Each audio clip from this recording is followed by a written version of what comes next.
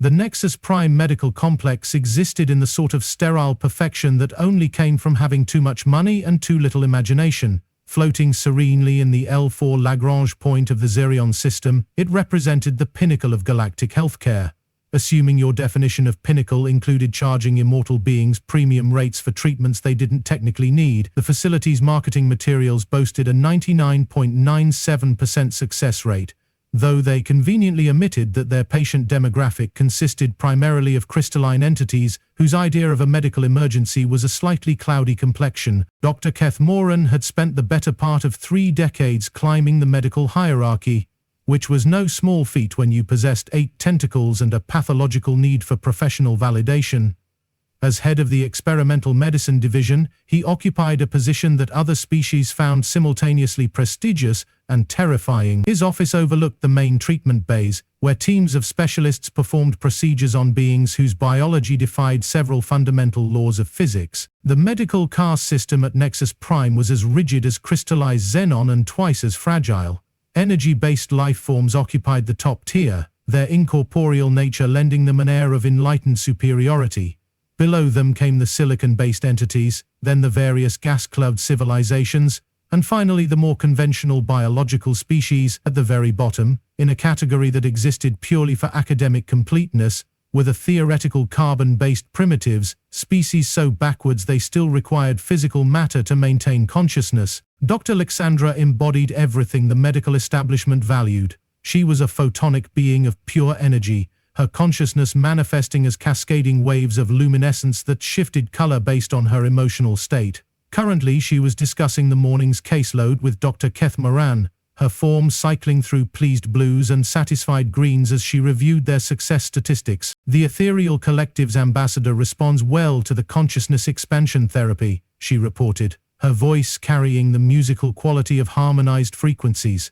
His fourth-dimensional awareness has improved by 23.7%. Excellent, Keth'moran replied, his tentacles weaving through the air in a pattern that conveyed professional satisfaction. What about the silicate delegation's mineral density concerns? Resolved. A simple matter of quantum-level structural reinforcement. They're crystallizing beautifully. The conversation was interrupted by the facility's emergency alert system, which had been designed by committee and therefore managed to be both urgent and aesthetically pleasing. Soft chimes accompanied a gentle light display that somehow conveyed immediate danger while maintaining the medical complex's atmosphere of refined sophistication. Incoming casualty, announced the facility's AI, with the sort of clipped efficiency that came from processing thousands of similar alerts. Unauthorized vessel, detected on approach Vector 77 Alpha, single life form aboard, species unknown. Unknown species were the kind of problem that made medical administrators reach for their anxiety medications. The Nexus Prime medical complex had built its reputation on treating the galaxy's elite, not dealing with random biological anomalies that wandered in from the cosmic equivalent of the wrong side of town. The vessel in question was a battered human cargo hauler that had seen better centuries. Its hull bore the scars of numerous encounters with pirates, asteroids, and what appeared to be at least one attempt at amateur welding. The ship's distress beacon was broadcasting in a language that the facility's translation matrix couldn't quite pass, though the general meaning seemed to be some variation of, "This is really not my day." Captain Jeremiah Riggs Thornfield was having what could generously be described as a challenging week. The pirate attack had left his ship's systems in ruins, his cargo hold depressurized, and his body hosting what felt like several pounds of shrapnel from an exploding control panel. He'd managed to limp his way to the nearest medical facility, though limping was perhaps an optimistic description of his current condition. The medical bay doors opened with the sort of pneumatic hiss that suggested either advanced technology or a really enthusiastic janitor. Riggs found himself facing a collection of beings that looked like they'd been assembled from the universe's spare parts catalog. The tentacled doctor was examining him with the professional interest of someone who'd discovered a new species of particularly ugly insect. "Fascinating," Dr. Keth'moran murmured, his tentacles dancing through the air as he manipulated various scanning devices. Carbon-based, single circulatory system, bilateral symmetry. It's like looking at evolution's rough draft. The damage appears extensive, Dr. Lyx'andra observed, her photonic form shifting to concerned amber tones. Multiple lacerations, internal bleeding, and what appears to be systematic organ failure. Standard treatment protocols are problematic. Problematic was medical speak for we have no idea what we're doing. The Nexus Prime Medical Complex had been designed to treat species whose biological systems were as refined as their cultures. They had procedures for beings made of living crystal, protocols for entities composed of pure thought, and entire departments dedicated to the care of species that existed in 17 dimensions simultaneously. What they didn't have was a manual for fixing something as primitive as a human. Well, Riggs said, his voice carrying the sort of weary humor that came from a lifetime of dealing with cosmic bureaucracy. This is either going to be really expensive or really quick. Either way, I'd appreciate it if you could avoid the whole dying in a waiting room thing. The medical team exchanged glances, which was a remarkable feat considering that half of them didn't have eyes in any conventional sense. Dr. Keth'moran's tentacles writhed in what his species recognized as deep thought, while Dr. Lyx'andra's form flickered between various shades of professional uncertainty. There is one option, Dr. Keth'moran said slowly, his voice carrying the tone of someone who was either about to make medical history or commit career suicide.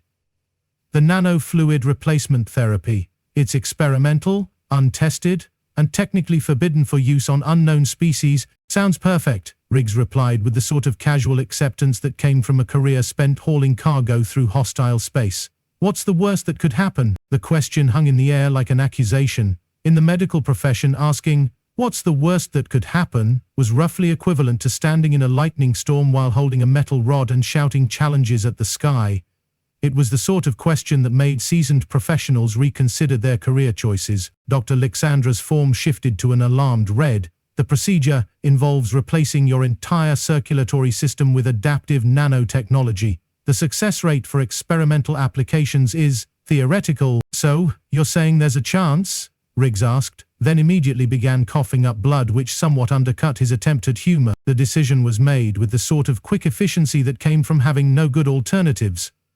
Dr. Keth'moran authorized the procedure, while Dr. Lyx'andra prepared the nanofluid suspension, her photonic form cycling through the colors of professional anxiety.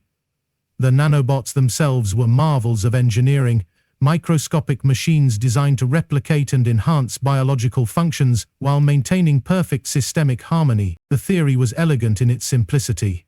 The nanobots would interface with Riggs' cardiovascular system, gradually replacing his blood with a superior synthetic alternative. The machines would provide enhanced oxygen transport, improved toxin filtering, and accelerated healing capabilities.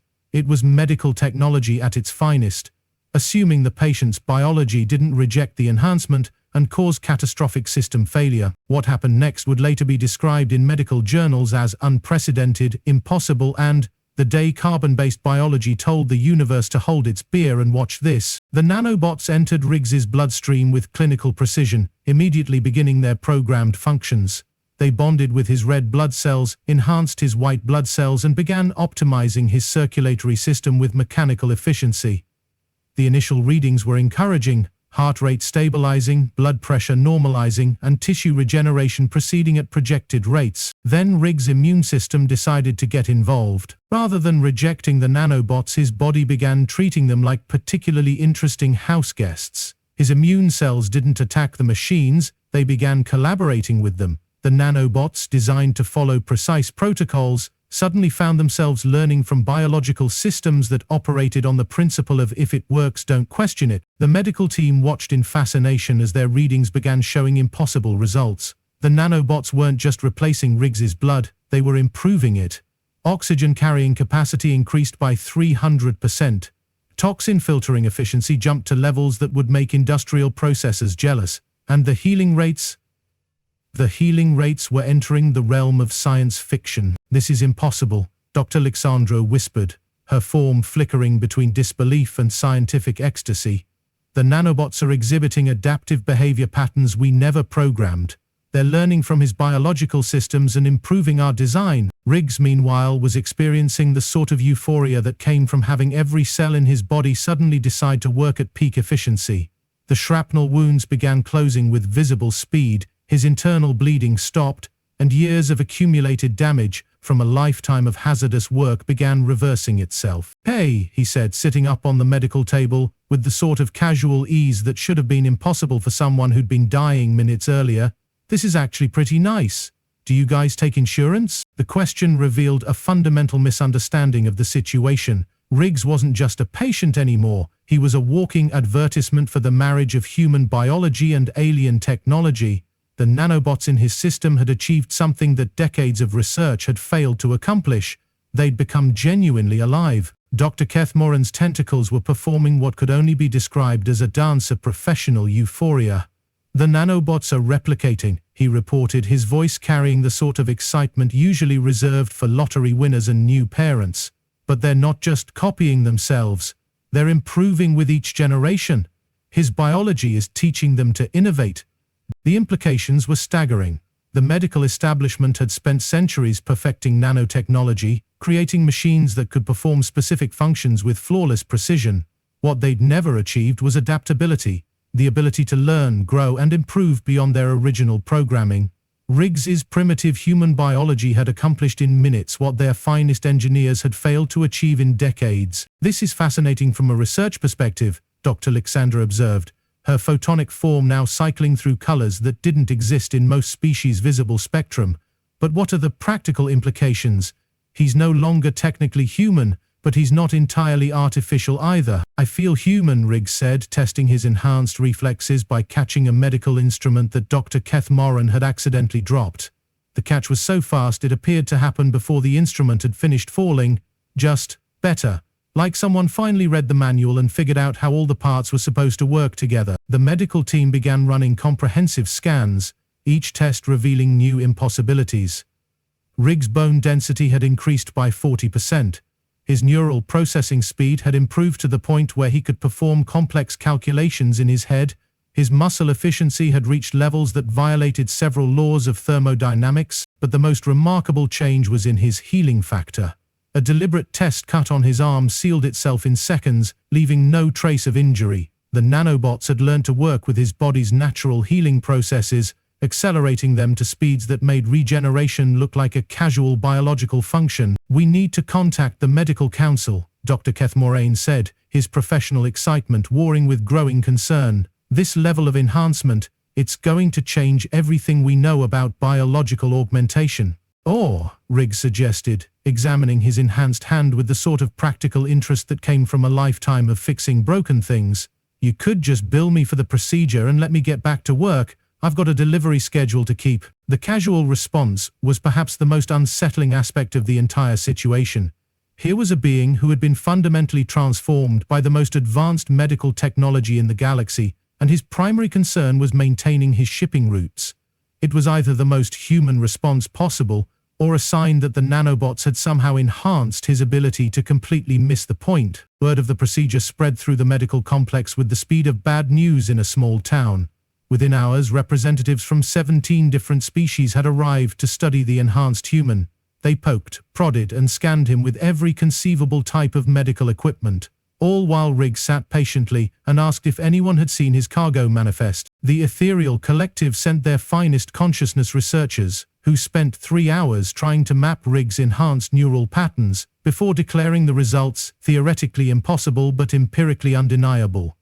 The Silicate Hegemony dispatched their most skilled biotechnicians, who analyzed the nanobots' behavior and immediately began planning to replicate the process on their own crystalline biology. But the most significant response came from Administrator Vorthak, the facility's director, whose mollusk-like form had shifted to the deep purple that indicated either profound thought or severe indigestion.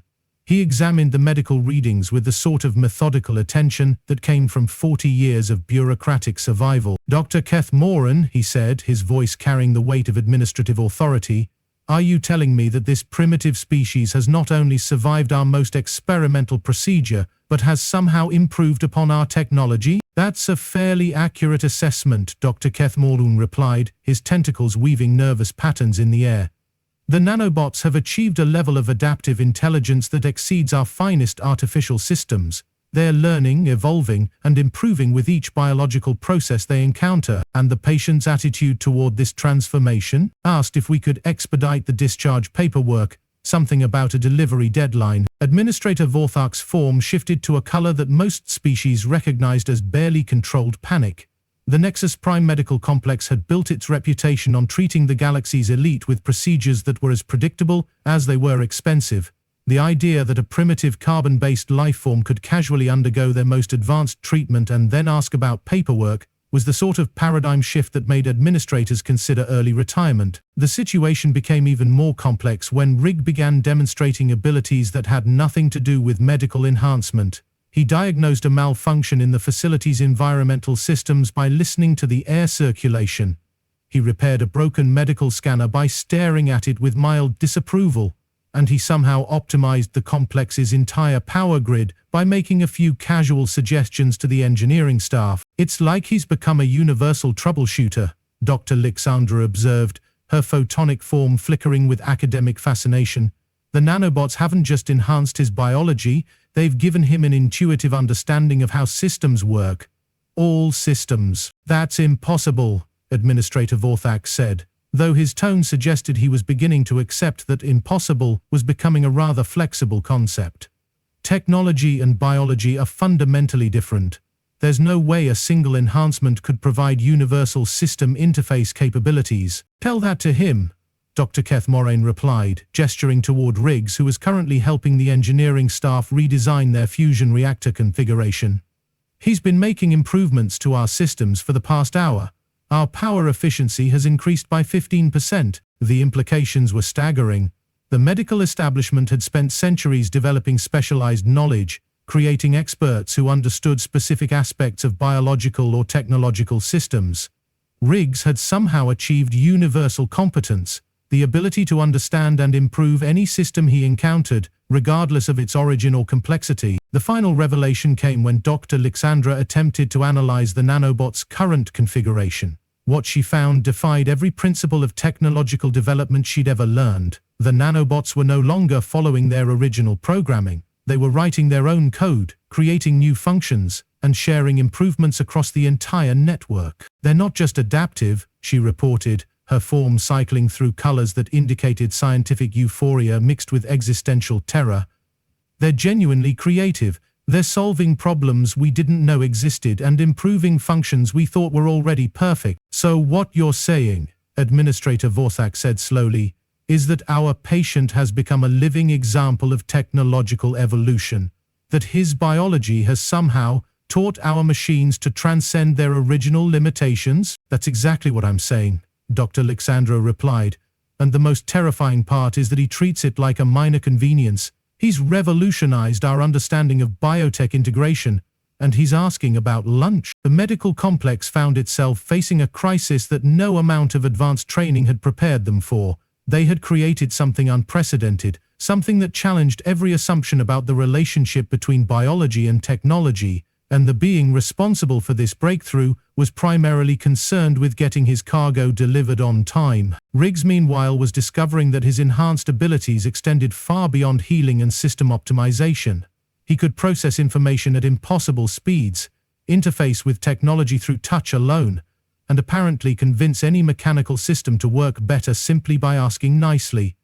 The nanobots had given him capabilities that bordered on the supernatural, and he was using them to file insurance claims.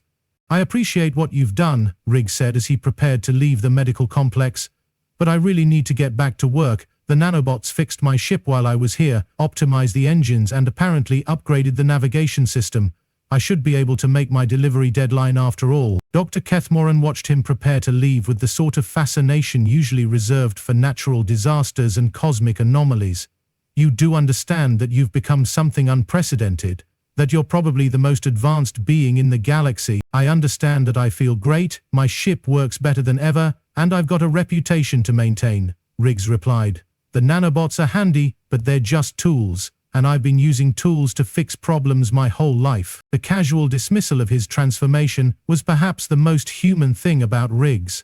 While alien species would have formed philosophical movements around the implications of biological enhancement, written treatises on the nature of technological consciousness, and probably started at least 3 different religions, Riggs was primarily concerned with maintaining his delivery schedule as his ship departed the medical complex, leaving behind a collection of alien doctors who were still trying to process what they'd witnessed. Riggs activated his communication system and sent a brief message to his cargo company. Package delivered on time. Minor medical delay resolved. Ready for next assignment. The message was received by a dispatcher who filed it under routine status updates and never bothered to ask about the minor medical delay.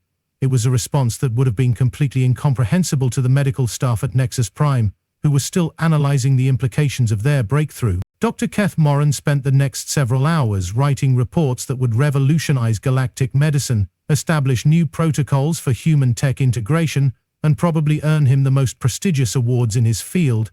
Dr. Lyx'andra began preparing presentations that would redefine the relationship between biology and technology for generations to come. And somewhere in the depths of space, Riggs was delivering a cargo of agricultural equipment to a farming colony, his enhanced abilities allowing him to optimize their entire agricultural system in the time it took to unload his ship. The nanobots in his bloodstream continued to learn, adapt, and improve, quietly revolutionizing every system they encountered. 6 months later, when reports began circulating about a human cargo captain who could fix any problem, optimize any system, and somehow make impossible deliveries on schedule, the medical establishment realized they'd created something far more significant than a single enhanced individual. They'd created a catalyst for change that was spreading throughout the galaxy, one delivery at a time, carried by a being who treated revolutionary technology like a particularly useful toolkit. And in the grand cosmic joke that was galactic civilization, that was probably the most terrifying thing of all. Dr. Keth'moran added a final note to Riggs's medical file. Patient discharged in excellent health. Recommend tracking for research purposes. Also recommend avoiding any direct challenges to his problem-solving abilities, as results may be paradigm-shifting. It was, he reflected, the most accurate medical assessment he'd ever written. The galaxy was about to learn that humans didn't just adapt to extraordinary circumstances. They made extraordinary circumstances look routine, and that, perhaps, was the most human superpower of all.